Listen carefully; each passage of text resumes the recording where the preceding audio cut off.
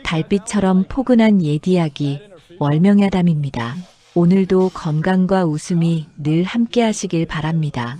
구독과 좋아요로 함께 해주시면 더 많은 이야기를 들려드릴 수 있습니다. 자, 이제 달빛 같은 이야기 속으로 함께 걸어가 보겠습니다. 산골 마을은 언제나 고요했습니다. 깊은 산줄기에 둘러싸인 작은 마을이었지요. 첩첩산중 골짜기마다 안개가 피어오르고 아침이면 산새들이 지저귀는 소리가 마을 전체를 깨우곤 했습니다. 그곳에 이도만이라는 사내가 살았습니다. 도만은 날마다 산에 올라 나무를 해다 장터에 팔며 홀로 살림을 꾸려갔지요. 도만의 집은 마을 끝자락 언덕배기에 있는 낡은 초가 한 채였습니다. 지붕의 이형은 해마다 갈아야 할 만큼 낡았고 벽은 곳곳이 금이 가 있었지요. 그래도 도만은 그 집을 소중히 여겼습니다. 아버지가 지어주신 집이었고 어머니가 평생을 사신 집이었으니까요. 아버지는 도만이 10살도 되기 전에 세상을 떠나셨습니다. 산에서 나무를 하다 떨어져 그대로 돌아가셨지요. 그 뒤로 어머니가 도만을 홀로 키우셨는데 오랜 병고 끝에 어머니마저 세상을 떠나신 지 벌써 3년이 지났습니다. 도만이 가진 것이라곤 달고 다른 도끼 한 자루가 전부였습니다. 아버지가 쓰시던 도끼였지요. 자루는 여러 번 바꿨지만 새붙이만큼은 여전히 날카로웠습니다. 그래도 도만의 마음만큼은 누구보다 고닫지요. 마을 사람들은 도만을 보며 저마다 한마디씩 했습니다. 저 바보 도만이가 또 지나가는구먼. 말을 걸어봤자 허허 웃기만 하니 답답해서 못 보겠어. 남들이 욕을 해도 웃고 넘어가는 걸 보면 참말로 바보가 맞지. 30이 다 되도록 장가 한 번 못 가는 걸 보면 뭐가 모자란 게 분명해. 손가락질을 받아도 도만은 허허 웃으며 넘겼습니다. 화를 낼 줄도 모르고 욕을 해도 알아듣지 못하는 사내라고들 수군거렸지요. 하지만 도만은 그런 말들을 듣고도 그저 고개를 숙이고 묵묵히 제 길을 갔습니다. 남들 눈에는 바보로 보일지 몰라도 도만 나름대로는 열심히 사는 것이었습니다. 밤이 되면 도만은 낡은 초가 앞마당에 앉아 하늘을 올려다보곤 했습니다. 별이 총총히 박힌 하늘을 보며 중얼거렸지요. 어머니, 사람답게 살란 게 이런 것이었을까요? 어머니가 돌아가시기 전 늘 하시던 말씀이 떠올랐습니다. 도만아, 너는 남들이 뭐라 해도 바른 마음으로 살거라. 그것이 사람답게 사는 길이란다. 어머니, 저는 바르게 살고 있는 걸까요? 남들은 저를 바보라 하는데요. 바보라 해도 좋다. 나쁜 마음으로 영리한 것보다 착한 마음으로 어리석은 것이 나으니라. 어머니의 목소리가 귓가에 맴도는 듯 했습니다. 도만은 그 말씀을 잊지 않으려 애썼지요. 비록 그를 몰라 세상 돌아가는 이치를 알지 못하고 말재주가 없어 남들과 어울리지 못해도 마음만은 올곧게 지키려 했습니다. 해가 뜨면 산에 오르고 해가 지면 장작을 지고 내려왔습니다. 때로는 하루 종일 나무를 해도 작은 담 몇 개밖에 만들지 못했지요. 그래도 도만은 포기하지 않았습니다. 장터에서 팔아받은 몇 푼 안 되는 돈으로 끼니를 때우고 남은 것은 옹기에 넣어두었습니다.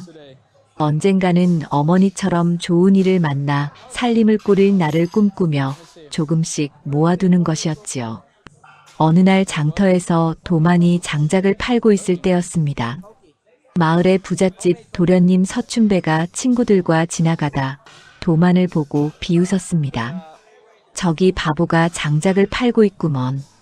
하하, 장작만 팔아가지고 언제 장가를 가려나? 장가는 무슨, 저런 놈이 누가 데려가겠나? 하긴 말도 제대로 못하는 놈인데 어느 처자가 좋아하겠어. 춘배와 친구들은 한바탕 웃고 지나갔습니다. 도만은 그들의 말을 듣고도 그저 허허 웃을 뿐이었지요. 가슴이 아프지 않은 것은 아니었습니다. 하지만 화를 내봤자 달라질 것도 없었고 도마는 그저 참는 것이 편했습니다.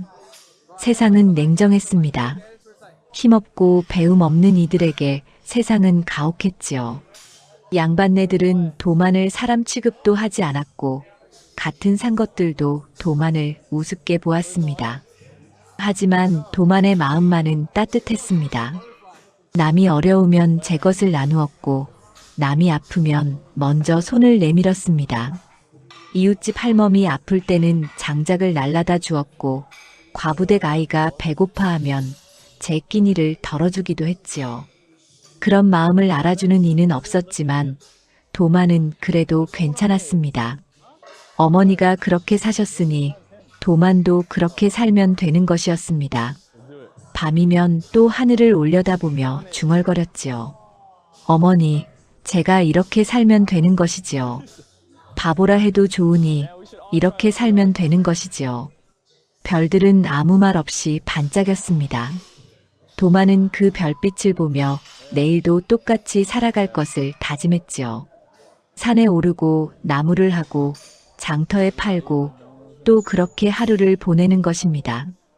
그렇게 산골 마을의 봄은 가고 여름이 오고 있었습니다. 봄비가 보슬보슬 내리던 날이었습니다. 마을 어귀로 낯선 처녀 하나가 걸어 들어왔지요. 삼배옷은 낡았지만 걸음걸이는 단정했고 얼굴은 헬쑥했지만 눈빛만큼은 또렷했습니다. 처녀의 이름은 강연하였습니다. 본래 한양의 양반가에서 자란 규수였지요. 아버지는 진사벼슬을 지낸 선비였고 어머니는 대가의 따님이었습니다. 연화는 어릴 적부터 글을 배우고 예절을 익히며 귀하게 자랐지요. 하지만 연화가 15살 되던 해 아버지가 억울한 누명을 쓰고 옥에 갇히셨습니다. 아버지를 모함한 자는 같은 벼슬아치였는데 땅 문제로 다툼이 있었다지요. 결국 아버지는 옥에서 병을 얻어 돌아가셨습니다. 아버지가 돌아가신 뒤 집안은 순식간에 기울었습니다. 빚쟁이들이 들이닥쳤고 친척들은 외면했지요. 어머니는 슬픔을 이기지 못하고 병석에 누우셨습니다. 연화는 어린 나이에 집안을 지켜야 했지만 할 수 있는 일이 없었습니다. 결국 집마저 빼앗기고 연화는 먼 친척집으로 의탁하게 되었습니다. 하지만 친척들도 형편이 넉넉지 못했지요. 연화는 그 집 살림을 거들며 근근히 지냈습니다. 한때는 비단옷을 입고 가마를 타던 몸이었지만 이제는 삼배옷에 맨발로 걸어야 했습니다. 친척집에서도 오래 머물 수 없었습니다. 친척 아저씨가 연화를 탐내는 듯한 눈빛을 보내기 시작했기 때문이지요. 연화는 그 집을 나와 다른 친척을 찾아 또 떠났습니다. 그렇게 이 집 저 집을 전전하다 마침내 이 산골 마을까지 흘러들어온 것이었습니다. 마을에 도착한 연화는 부잣집 사랑방 앞에 섰습니다. 그 집 마님이 살림을 도와줄 아이를 찾는다는 소문을 들었던 것이지요. 연화는 떨리는 마음으로 문을 두드렸습니다. 실례지만 마님께 여쭐 말씀이 있습니다. 안에서 마님이 나왔습니다. 나이 지긋한 부인이었는데 연화를 위아래로 훑어보더니 물었습니다. 누구냐? 무슨 일이냐? 살림을 도와드릴 사람을 찾으신다 들었습니다. 제가 그 일을 하고 싶습니다. 내가 보아하니 양반집 딸 같은데 살림 일을 할 줄 아느냐? 배우겠습니다. 열심히 하겠습니다. 마님은 잠시 연화를 바라보다가 고개를 끄덕였습니다. 연화의 눈빛에서 절박함과 진심이 보였던 것이지요. 그럼 들어오너라. 하지만 일이 서툴면 내보낼 것이니 각오해라. 고맙습니다, 마님. 연화는 그날부터 부잣집에서 일을 하게 되었습니다. 밥을 짓고 청소를 하고 빨래를 하고 장을 보러 다녔지요. 처음에는 서툴렀습니다. 한 번도 해본 적 없는 일들이었으니까요. 손에는 물집이 잡혔고 허리는 끊어질 듯 아팠습니다. 하지만 연화는 포기하지 않았습니다. 어머니와 자신이 먹고 살기 위해서는 이 일을 해내야 했습니다. 연하는 다른 이들이 하는 것을 보고 배우며 조금씩 익혀갔지요. 며칠이 지나자 연하는 제법 일에 익숙해졌습니다. 마님도 연하의 성실함에 만족했지요. 비록 삼배 옷을 입고 있었지만 연하의 말씨는 여전히 단정했고 행동 거지는 품위가 있었습니다. 너는 참 신기한 아이로구나.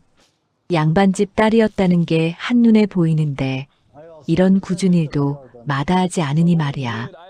마님, 사람이라면 살기 위해 무엇이든 해야지요. 어느 날 장터에 심부름을 갔다가 연하는 한 사내를 보았습니다. 장작을 가득 짊어진 사내가 비탈길에서 발을 헛디뎌 넘어진 것이었지요. 장작이 사방으로 흩어지고 사내는 땅바닥에 엎어졌습니다. 주변 사람들은 구경만 할 뿐 아무도 도와주지 않았습니다. 오히려 웃기까지 했지요. 바보 도마니가 또 넘어졌네. 맨날 저 모양이야. 하하. 연하는 망설임 없이 사내에게 다가갔습니다. 그리고 품에서 수건을 꺼내 건넸지요. 괜찮으십니까? 이것으로 흙을 닦으시지요. 도마는 고개를 들어 연하를 보았습니다. 처음 보는 처녀였는데 자신을 비웃지 않고 도와주는 것이었습니다. 도마는 얼떨떨한 표정으로 수건을 받았지요. 고맙소. 천만에요. 다치신 데는 없으십니까? 괜찮소. 늘 넘어지는 일이라. 연하는 도만과 함께 흩어진 장작을 주었습니다. 사람들은 그런 연하를 이상하다는 듯 바라보았지만 연하는 아랑곳하지 않았지요. 이제 다 주었습니다. 조심히 가십시오.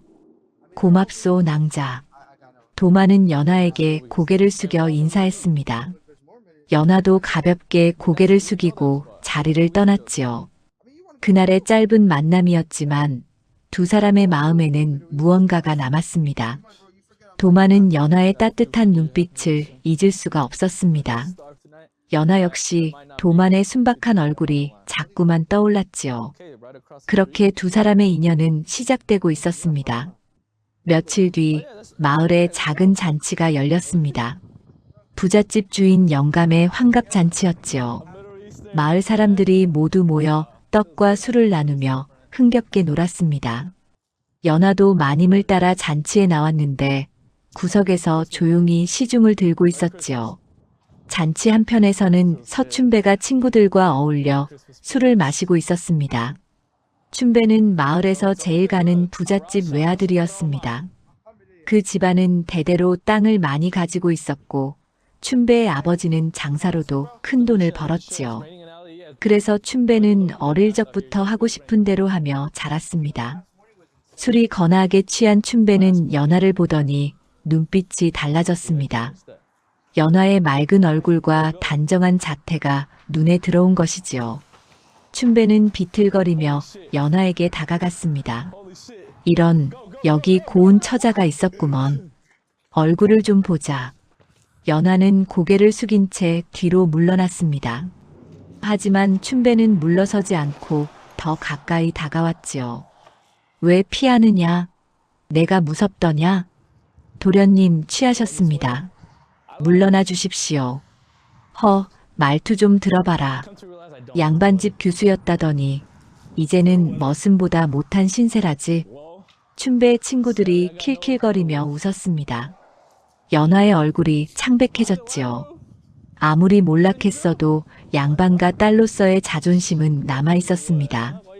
하지만 지금의 처지에서는 아무 말도 할 수 없었습니다. 아버지가 죄를 짓고 죽었다며? 그래서 이 꼴이 된 거지. 도련님, 그런 말씀은 왜? 사실이잖아. 하하. 사람들이 웅성거리기 시작했습니다. 어떤 이는 동정하는 눈빛으로, 어떤 이는 구경하듯 연하를 바라보았지요. 연하는 그저 고개를 숙인 채 눈물을 참았습니다. 그때였습니다. 장작을 짊어지고 잔치 구경을 하던 도만이 앞으로 나섰습니다.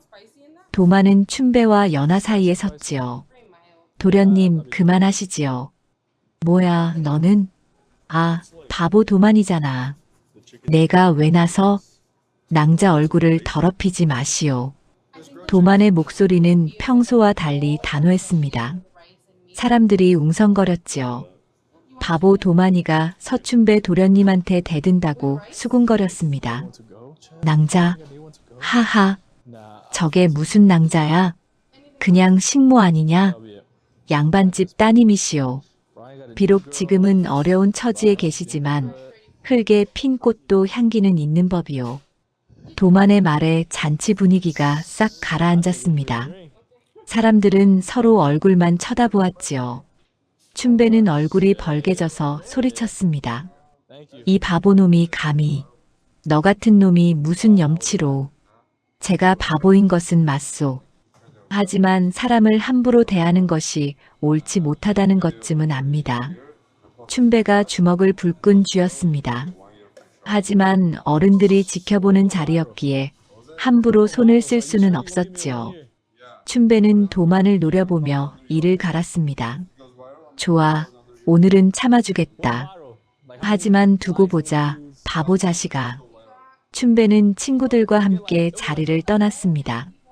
사람들도 하나둘 흩어지기 시작했지요. 연하는 도만을 올려다보았습니다. 도만은 여전히 어수룩한 얼굴이었지만 연하의 눈에는 그 얼굴이 달리 보였습니다. 고맙습니다. 연하가 작은 목소리로 말했습니다. 도만은 머리를 극적이며 웃었지요. 아닙니다. 당연한 일을 했을 뿐이요. 저 같은 사람을 위해 도련님께 대드시다니 무사하실지 걱정입니다. 괜찮소. 저는 늘 욕을 먹고 사니까요. 하. 도만은 허허 웃으며 장작을 다시 짊어졌습니다. 그리고 연하에게 가볍게 고개를 숙이고 떠났지요. 연하는 그 뒷모습을 한참 바라보았습니다.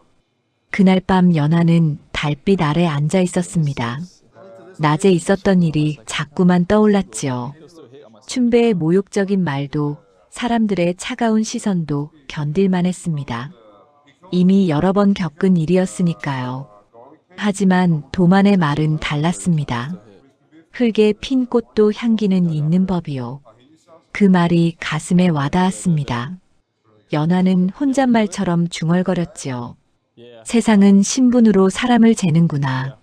하지만 저 사내의 말엔 거짓이 없었어. 연하의 마음속에 작은 불씨가 피어올랐습니다. 처음으로 누군가가 자신을 사람으로 대해준 것 같았지요. 바보라고 손가락질 받는 사내였지만 연하의 눈에는 그 누구보다 귀한 사람으로 보였습니다. 한편 도만도 집으로 돌아와 하늘을 올려다보고 있었습니다. 오늘 자신이 한 일이 옳았는지 생각하고 있었지요. 어머니, 제가 잘한 걸까요? 버릇없이 군 것은 아닐까요? 하지만 마음 한편으로는 뿌듯했습니다. 누군가를 도왔다는 것, 그것만으로도 의미가 있었습니다. 도만은 연하의 맑은 눈빛을 떠올리며 미소 지었지요. 두 사람은 각자의 자리에서 서로를 생각하고 있었습니다. 그렇게 두 사람의 인연은 조금씩 깊어지고 있었습니다. 장맛비가 억수같이 쏟아지던 날이었습니다. 연하는 장터 헌책 파는 곳에서 낡은 천자문 한 권을 얻어왔습니다. 마님 심부름으로 장에 갔다가 버려진 책을 주워온 것이지요. 그날 저녁 연하는 도만의 집 앞을 지나다가 걸음을 멈췄습니다. 문틈으로 희미한 등불빛이 새어나왔는데 그 안에서 도만이 무언가를 들여다보고 있었습니다. 연하는 조심스럽게 문을 두드렸지요. 실례합니다. 도만이 문을 열었습니다. 연하를 보고는 당황한 표정을 지었지요. 낭자, 이 밤에 웬일이시오? 지나가다가 불빛이 보여서요. 혹시 불편한 때였습니까? 아니요, 아니요. 들어오시오. 연하가 방 안으로 들어서자 바닥에 낡은 책 한 권이 펼쳐져 있었습니다. 도만은 얼른 그 책을 덮으려 했지만 연하가 먼저 알아보았지요. 이 책은 어디서 난 것입니까? 도만은 부끄러운 듯 머리를 극적였습니다. 장터에서 얻었소. 그를 모르면 바보라 하기에 배워보려 했습니다만. 그런데요, 뜻대로 되질 않습니다. 하루 종일 들여다봐도 무슨 소린지 모르겠소. 연하는 그 책을 집어들었습니다. 천자문이었는데 너덜너덜했지만 글자는 알아볼 수 있었지요. 연하는 잠시 망설이다가 조용히 말했습니다. 제가 조금 읽을 줄 압니다. 정말이요? 매일 저녁 장작 패기와 물 깃기를 거들어 주신다면 책을 읽어드리지요. 도만의 눈이 휘둥그레졌습니다. 자신 같은 사람에게 글을 가르쳐 주겠다니 믿기지 않았지요. 낭자가 저를 위해 그리 해주시겠소? 서로 돕는 것이지요. 저는 힘이 약해 물 깃기가 힘들고 도령은 글을 배우고 싶으시니까요. 고맙소, 정말 고맙소. 그날부터 두 사람의 약속이 시작되었습니다. 해가 지면 도마는 연하가 머무는 부잣집에 가서 물을 길어다 주고 장작을 패주었습니다. 그러고 나면 연하는 도만의 집으로 가서 글을 읽어주었지요. 하늘 천, 따지, 거물 현, 누를 황. 연하가 한 글자 한 글자 또박또박 읽어주면 도만은 그 소리를 따라 입으로 익혔습니다. 처음에는 발음도 제대로 안 되고 금방 잊어버렸지만 도만은 포기하지 않았지요. 며칠이 지나자 도만은 천자문의 첫 구절을 외울 수 있게 되었습니다. 연하는 먹이 남은 종이에 글자를 써서 도만에게 보여주었지요. 이것이 하늘 천자입니다. 이렇게 쓰는 겁니다. 도만은 나뭇가지로 땅바닥에 천천히 글자를 그어보았습니다. 서툴고 삐뚤빼뚤했지만 그럭저럭 형태는 나왔지요. 이렇게 하는 게 맞소? 잘하셨습니다. 조금씩 익숙해지실 겁니다. 시간이 흐르면서 도만은 조금씩 글을 깨우쳐갔습니다. 천자문의 앞부분을 외우고 간단한 글자는 알아볼 수 있게 되었지요. 무엇보다 도만의 눈빛이 달라졌습니다. 전에는 멍한 듯 보였던 눈빛이 이제는 또렷해졌습니다. 어느 날 저녁 연하가 말했습니다. 사람의 힘은 팔이 아니라 마음에서 나는 법입니다. 무슨 뜻이오, 낭자? 힘이 세다고 해서 귀한 사람이 되는 것이 아니지요. 마음을 다스릴 줄 알고 옳고 그름을 아는 것이 진짜 힘입니다. 제가 그럴 수 있을까요?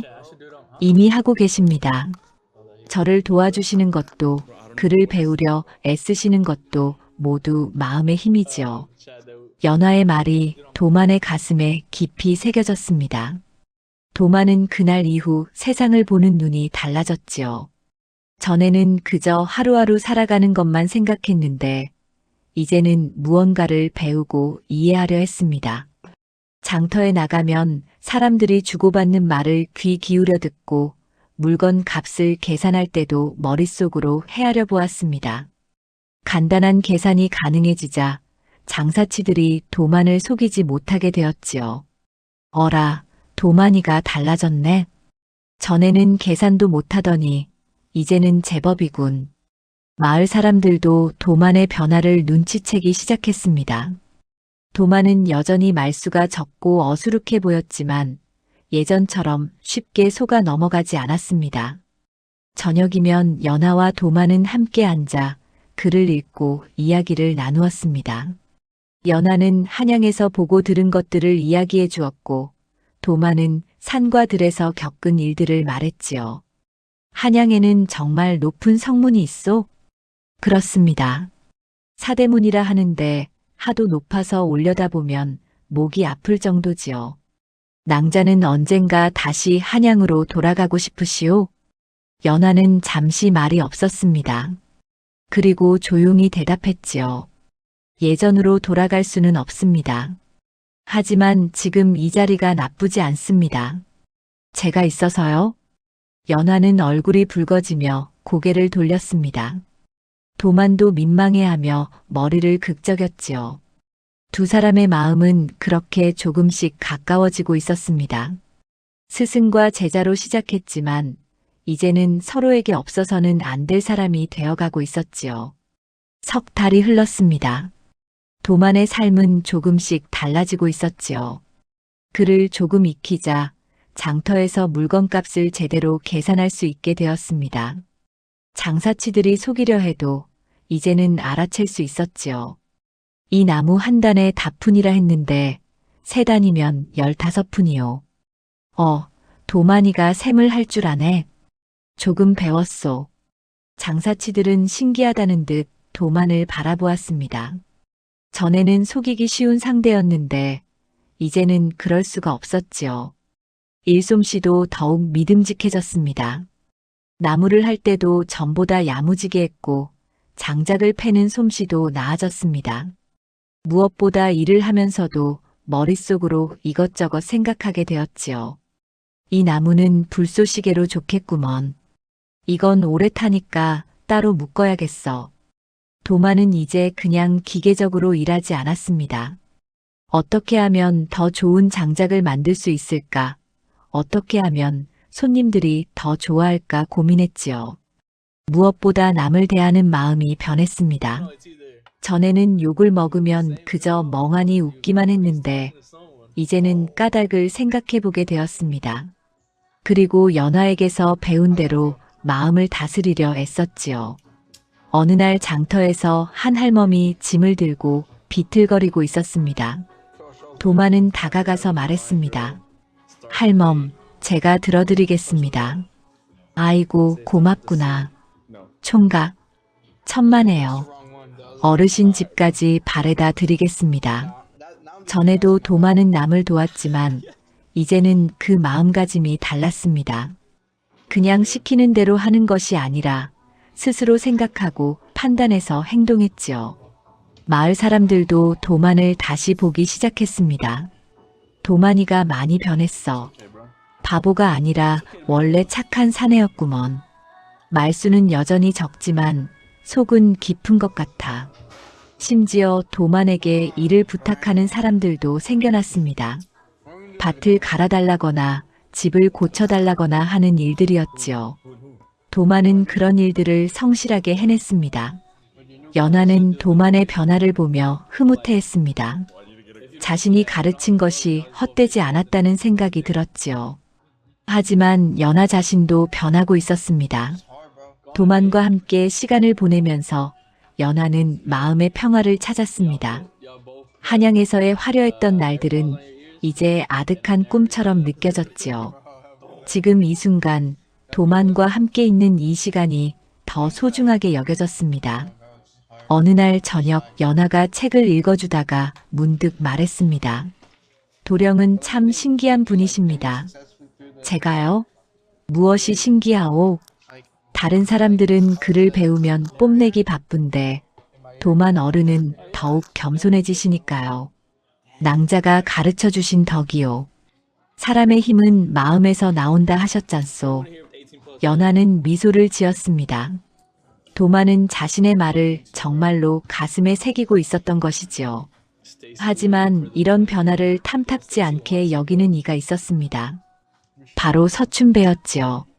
춘배는 도만이 달라지는 것을 보고 불쾌했습니다. 저 바보놈이 글을 배운다고? 우습군. 요즘 도만이가 제법 똑똑해졌다던데요? 똑똑해진 게 아니라 꾀를 부리는 거지. 저런 천한 놈이 글을 안다고 사람 대접 받을 것 같아? 춘배는 도만을 향한 질투심에 불타고 있었습니다. 환갑잔치 때 도만이 자신에게 대들었던 일을 아직도 잊지 못하고 있었지요. 게다가 연화가 도만과 가까워지는 것도 눈에 거슬렸습니다. 저 둘을 그냥 둘 수 없어. 반드시 본때를 보여줘야겠어. 춘배는 도만을 해코지할 방법을 궁리하기 시작했습니다. 욕심이 꺾인 그는 질투로 도만을 노리게 된 것이지요. 한편 도만과 연화는 그런 위험이 다가오는 줄도 모른 채 평화로운 날들을 보내고 있었습니다. 저녁이면 함께 모여 글을 읽고 이야기를 나누고 서로를 돌보았지요. 어느 날 도만이 산에서 예쁜 들꽃을 꺾어왔습니다. 그리고 연화에게 건넸지요. 낭자께 드립니다. 저한테요? 고맙습니다. 연화는 얼굴을 붉히며 꽃을 받았습니다. 도만도 쑥스러워하며 말했지요. 낭자께서 저를 사람으로 만들어 주셨소. 제가 드릴 수 있는 건 이것밖에 없지만 충분합니다. 이 꽃 한 송이가 그 어떤 것보다 귀합니다. 두 사람의 마음은 더욱 깊어졌습니다. 말로 표현하지는 않았지만 서로를 향한 마음이 있다는 것을 느낄 수 있었지요. 하지만 그들은 아직 몰랐습니다. 곧 큰 시련이 다가올 것이라는 것을요. 춘배의 질투가 어떤 결과를 낳을지 알지 못했습니다. 달빛 아래서 두 사람은 나란히 앉아 있었습니다. 도마는 하늘의 별을 가리키며 말했지요. 저 별들처럼 밝게 살고 싶소. 이미 밝게 살고 계십니다. 연화의 말에 도마는 행복한 미소를 지었습니다. 그 미소가 얼마나 오래 갈 수 있을까요? 두 사람은 그저 이 순간이 영원하기를 바랄 뿐이었습니다. 어느 날 밤 서춘배는 몰래 자신의 집 사랑방으로 들어갔습니다. 그리고 어머니의 비녀와 아버지의 은장도를 꺼내 보자기에 싸서 들고 나왔지요. 그것들을 산속 바위 틈에 숨겨두고는 음흉한 미소를 지었습니다. 이튿날 아침 춘배의 집안이 발칵 뒤집혔습니다. 큰일 났습니다. 마님의 비녀가 없어졌습니다. 뭐라고? 어제까지 분명 있었는데 대감님의 은장도도 보이지 않습니다. 춘배의 아버지가 노발대발했습니다. 그 은장도는 선대부터 내려온 가보였기 때문이지요. 온 집안이 뒤집혀 찾았지만 찾을 수가 없었습니다. 그때 춘배가 나섰습니다. 아버지, 혹시 도만이를 의심해 보셨습니까? 도만이? 그 총각이 왜? 요즘 도만이가 우리 집 근처를 자주 어슬렁거리더군요. 필시 무언가를 노리고 있었던 게 아닐까요? 춘배의 말에 집안 식솔들이 웅성거렸습니다. 춘배의 아버지는 당장 마을 어른들을 불렀지요. 소문은 순식간에 마을 전체로 퍼졌습니다. 장터에서도 우물가에서도 사람들은 도만 이야기뿐이었지요. 도만이가 서대감댁 물건을 훔쳤다던데 역시 바보는 바보야. 욕심은 감출 수 없다더니 그를 조금 배웠다고 주제를 모르고 설쳤나 봐. 착한 줄 알았더니 속으로는 도둑놈이었군. 도만은 이 소식을 듣고 어안이 벙벙했습니다. 자신은 그런 적이 없는데 사람들이 모두 자신을 의심하는 것이었지요. 여보시오, 저는 그러지 않았소. 그럼 누가 했다는 거냐? 모르오. 하지만 저는 아니오. 증거도 없으면서 무슨 소리야. 서대감댁 물건이 없어진 건 사실이잖아. 도마는 억울함을 외쳤지만 믿는 이는 아무도 없었습니다. 사람들은 도만을 손가락질하며 비웃었지요. 도마는 고개를 떨구고 집으로 돌아왔습니다. 그날 밤 연하는 이 소식을 듣고 마을 원로인 박만복 영감을 찾아갔습니다. 박만복은 마을에서 가장 덕망 있는 어른이었지요. 영감님, 제발 도와주십시오. 무슨 일이냐, 아가씨? 도만 도령이 억울한 누명을 쓰고 있습니다. 그 일 말이냐? 하지만 증거가 없지 않느냐? 도만 도령은 절대 그런 분이 아닙니다. 그분이 남의 물건을 탐낼 뿐이 아니라는 것을 저는 압니다. 연화의 눈에는 눈물이 맺혀 있었습니다. 박만복은 연화의 간절함을 보고 고개를 끄덕였지요. 알았다. 내가 한번 알아보마. 이튿날 박만복은 마을 사람들을 모아놓고 말했습니다. 도만이가 훔쳤다는 증거가 있느냐? 그야 없지만 서대감댁 물건이 없어진 건 사실 아닙니까? 증거도 없이 사람을 몰아붙이는 것은 옳지 못하다. 그가 훔쳤다면 증거를 내보여라. 하지만 영감님, 그 사내의 됨됨이를 우리가 모르는 바는 아니지 않느냐. 허나 사람의 됨됨이는 세월이 증거 아니던가. 박만복의 말에 사람들이 웅성거렸습니다. 생각해보니 도마는 평생 남의 물건에 손을 댄 적이 없었지요. 오히려 자신의 것을 남에게 나눠주기 일쑤였습니다. 며칠 뒤 진실이 밝혀졌습니다. 마을의 한 아이가 산에서 놀다가 바위 틈에 숨겨진 보자기를 발견한 것이지요. 보자기를 풀어보니 서대감댁의 비녀와 은장도가 나왔습니다. 이게 어찌된 일이냐? 사람들이 수군거렸습니다. 박만복이 춘배를 불러 추궁했지요. 춘배, 내가 한 짓이냐? 춘배는 발뺌했지만 결국 들통이 났습니다. 보자기가 춘배의 집에서 쓰는 것이었고 춘배가 그곳에 자주 다녔다는 증언도 나왔지요. 도련님, 그날 산에 가시는 걸 봤습니다. 저도 봤습니다. 춘배는 할 수 없이 자백했습니다. 제가 했습니다. 도만이가 밉상이라 골려주려고. 사람들이 경악했습니다. 자신의 집 물건을 숨기고 남에게 누명을 씌우다니 이런 악독한 짓이 어디 있느냐는 것이었지요. 이놈이 정말. 춘배의 아버지가 아들을 호되게 꾸짖었습니다. 춘배는 마을 사람들 앞에서 망신을 당했지요. 하지만 그 사이 도만은 며칠을 숨어 지내며 스스로를 탓하고 있었습니다. 연하가 도만의 집으로 찾아갔습니다. 도령, 괜찮으십니까? 낭자. 도만은 초췌한 얼굴로 연하를 바라보았습니다. 낭자에게 누를 끼쳤소. 나는 여전히 바보요. 남들이 나를 믿어주지 않는 것도 당연하오. 그렇지 않습니다. 이제 모든 게 밝혀졌습니다. 도만 어른은 결백하십니다. 하지만 이제 당당하셔야 합니다. 숨어 계실 필요가 없습니다. 연하의 말에 도만은 고개를 들었습니다. 그리고 마음을 다잡았지요. 피하지 않고 떳떳하게 살겠다고 다짐했습니다.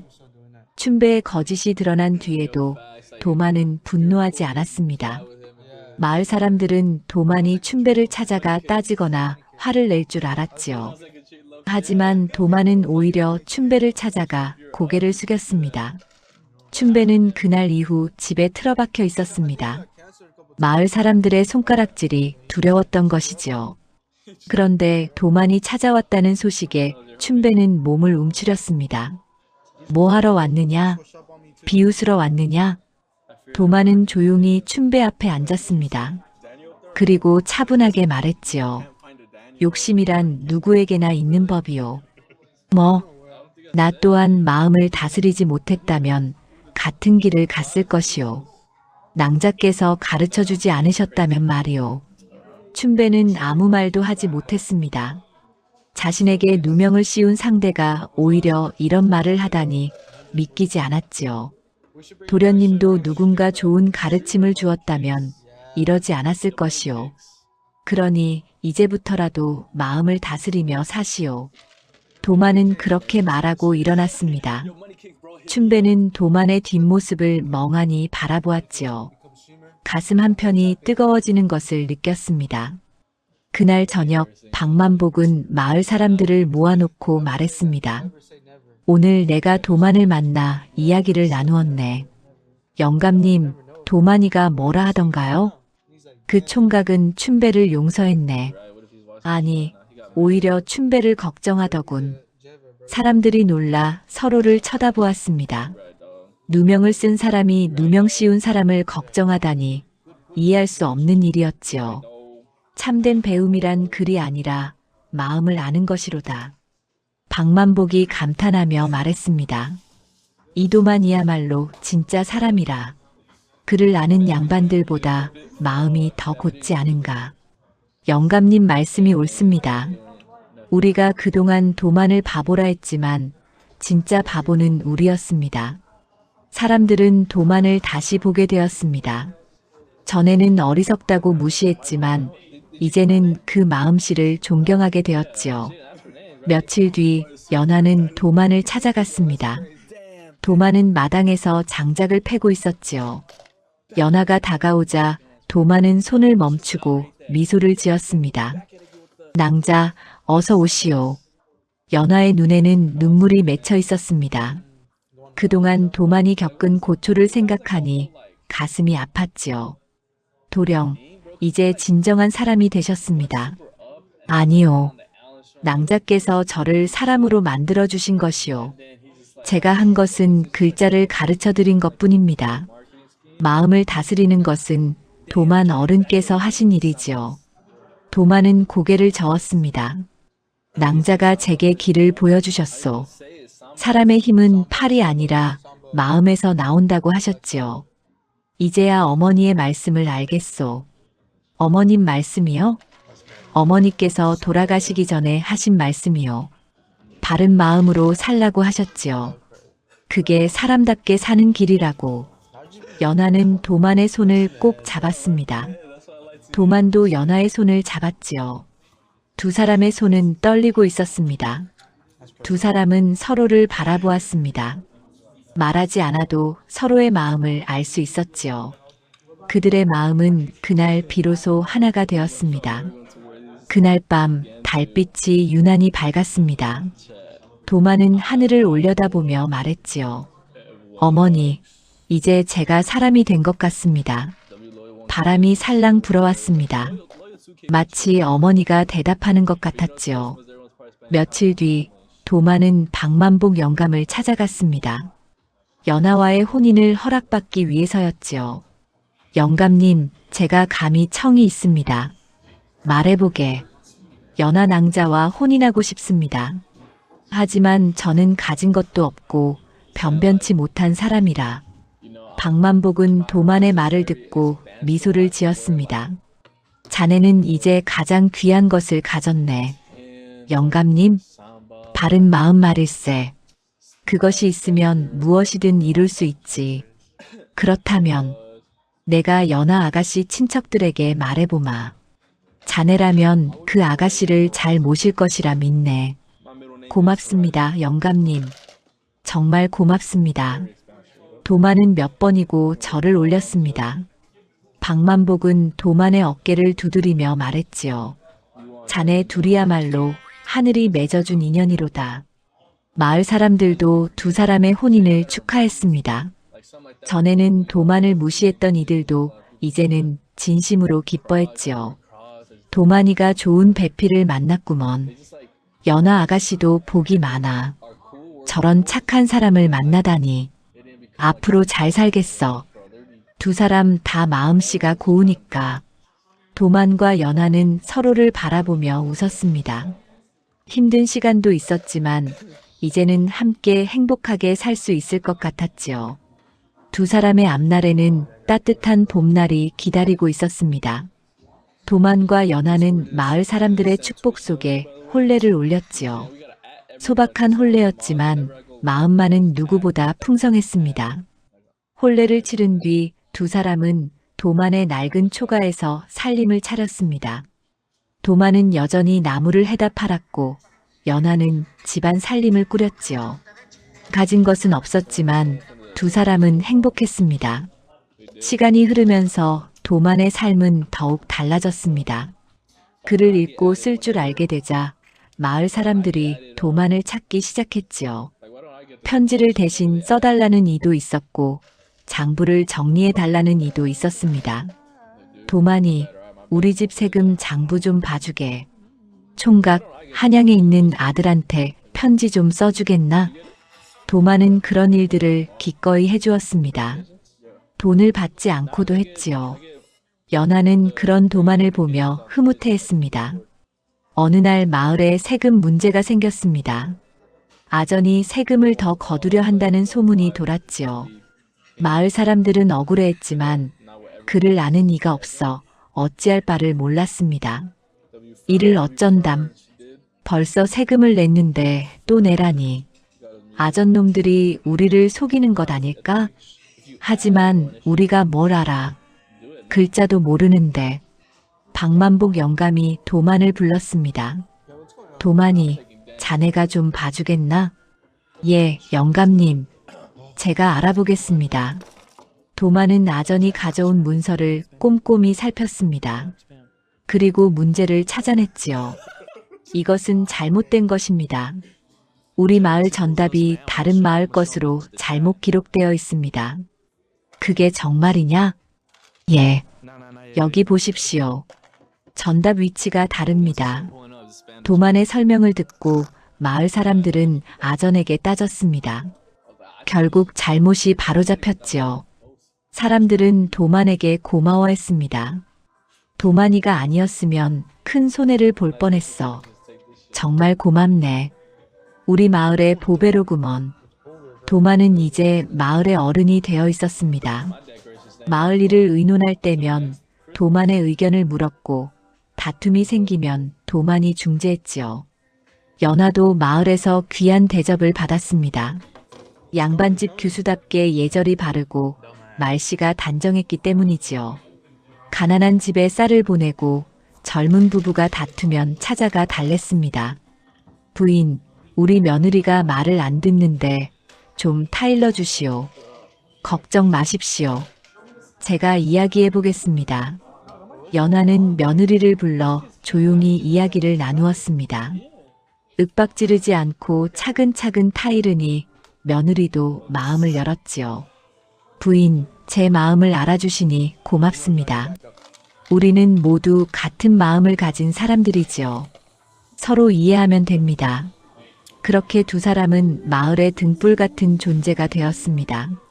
사람들은 도만 부부를 존경했고 아이들은 도만을 따랐지요.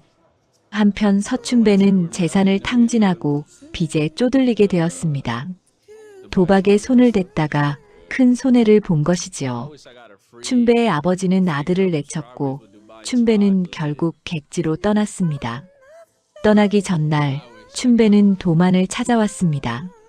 도만아, 도련님, 내가 자네한테 많이 못되게 굴었지.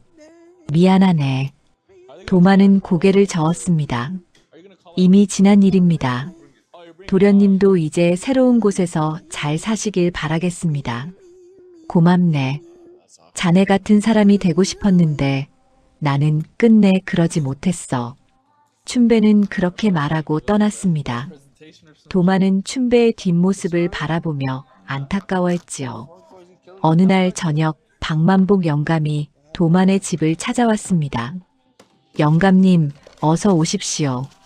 두 분께 드릴 말씀이 있네. 무슨 말씀이십니까? 그대 둘이야말로 세상의 본이 될 부부로다. 박만복은 두 사람을 흐뭇하게 바라보았습니다. 사람의 복은 글에서 나오는 것이 아니라 마음에서 나는 법이지. 두 분은 그것을 온몸으로 보여주고 계시네. 과찬이십니다, 영감님. 과찬이 아니네. 도만이는 바보라 불렸지만 이제 누구보다 지혜로운 사람이 되었고 연화 아가씨는 몰락했지만 가장 고귀한 사람이 되었네. 두 사람은 서로를 바라보며 미소 지었습니다. 노을이 들녘에 물들던 저녁이었습니다. 도만은 연화의 손을 꼭 잡고 하늘을 바라보았지요. 여보, 이제 어머니께 부끄럽지 않소. 서방님, 저도 아버님께 부끄럽지 않습니다. 연화는 조용히 웃었습니다. 두 사람의 삶은 소박했지만 그 마음은 누구보다 빛났지요. 마을 사람들은 도만 부부를 보며 말했습니다. 저 두 사람을 보면 마음이 따뜻해져. 진정한 부부가 무엇인지 저들이 보여주는구먼. 밤하늘에 별이 떴습니다. 도만은 그 별을 보며 어머니를 떠올렸지요. 어머니가 바라던 대로 도만은 사람답게 살고 있었습니다. 그리고 그 옆에는 연화가 있었습니다. 두 사람은 앞으로도 서로를 지키며 살아갈 것입니다.